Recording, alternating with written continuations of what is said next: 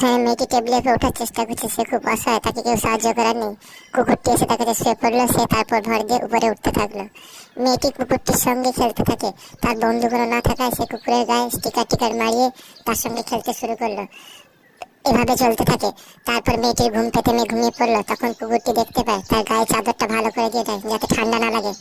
এরপরে কুকুরটি একা হয়ে গেল, সে আর কি করবে কিছু বুঝতে না পারে একা একা খেলতে থাকে।